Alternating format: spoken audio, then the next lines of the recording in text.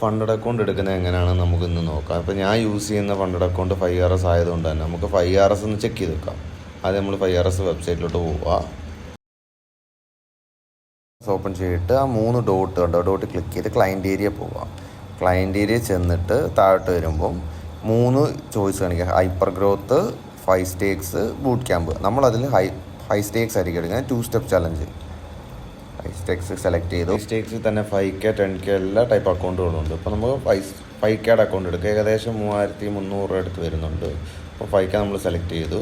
Direct ബില്ലിങ്ങിൽ ചെന്നിട്ട് നമ്മുടെ ഡീറ്റെയിൽസും കാര്യങ്ങളും എല്ലാം കറക്റ്റായിട്ട് ബില്ലിങ്ങിൽ അടിച്ചു കൊടുക്കുക. ഞാൻ എൻ്റെ വീടിൻ്റെ അഡ്രസ്സും കാര്യങ്ങളും പോസ്റ്റ് കോഡും കൺട്രി ഡേറ്റാസും പിന്നെ എല്ലാം കൺട്രി കൊടുത്തിട്ട് ബാക്കി ടേംസ് ആൻഡ് കണ്ടീഷൻസ് ഒക്കെ ഓക്കെ കൊടുത്തു. പ്ലേസ് ഓർഡർ ഒന്ന് ആഡ് ചെയ്തോട്ടെ. അപ്പോൾ നമ്മുടെ മെയിലിൻ്റെ താഴെ നമ്പർ ആഡ് ചെയ്യാനുണ്ട്. നമ്പർ ആഡ് ചെയ്തിട്ട് പ്ലേസ് നൗ കൊടുക്കുക.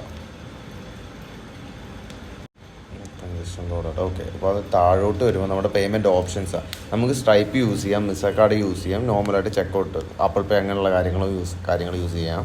പക്ഷേ കൺഫേമാണ് ബെറ്റർ. കൺഫേമിലൂടെ നമ്മൾ എന്തായാലും ബിനാൻസിൽ നിന്നാണ് ഫണ്ട് ട്രാൻസ്ഫർ ചെയ്യുക. അപ്പം കൺഫേമിൽ ക്ലിക്ക് ചെയ്യുക. എന്നിട്ട് പർച്ചേസ് നൗ ക്ലിക്ക് ചെയ്യുക. എന്നിട്ട് താഴോട്ട് വരുമ്പം നമുക്കിപ്പോൾ ഒരു 3 ഓപ്ഷൻ കാണിക്കും. ഒന്ന് USDT, ഒന്ന് USDC കോയിൻ, പിന്നെ ട്രോണ്. അപ്പോൾ മെയിനായിട്ട് നമ്മൾ ടെതർ തന്നെ യൂസ് ചെയ്യുന്നത്. നമ്മൾ USDT തന്നെയാണ് യൂസ് ചെയ്യുന്നത്. അതാണ് ഏറ്റവും ബെറ്റർ. അപ്പോൾ അത് കഴിഞ്ഞിട്ട് ട്രോണും ആർബിട്രാമും നെറ്റ്വർക്കാണ്. അപ്പം ഈ ട്രോണിൽ ഞെക്കിക്കഴിഞ്ഞാൽ ഏകദേശം 45 USDTയോളം വരും. ഏകദേശം ഒരു 700 മേളിൽ നമ്മുടെ കയ്യിൽ നിന്ന് ഇറങ്ങും. അപ്പോൾ നമ്മൾ ആർബിട്രം തന്നെ യൂസ് ചെയ്യുക. ആർബിട്രമിനായാലും ബിനാൻസിൻ ട്രാൻസ്ഫർ 0.12 എത്രയേ ഉള്ളൂ. ബിനാൻസിൽ നിന്ന് ട്രോണിലോട്ട് ട്രോൺ വഴി ട്രാൻസ്ഫർ ചെയ്താൽ ഏകദേശം $1 നമ്മുടെ നിന്ന് എടുക്കും.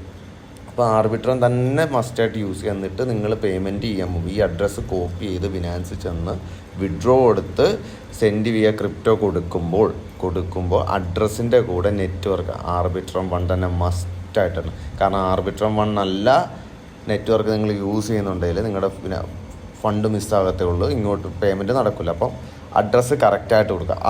അതല്ല എന്നുണ്ടെങ്കിൽ ഡയറക്റ്റ് ബിനാൻസ് തന്നെ സ്കാൻ ചെയ്യാനൊരു ഓപ്ഷൻ കൂടെ നിങ്ങൾക്ക് കാണിക്കാം. അപ്പം ഈ ബാർ കോഡ് അതിൽ കറക്റ്റായിട്ട് സ്കാൻ ചെയ്തിട്ട് പേയ്മെൻറ്റ് ചെയ്താലും മതി.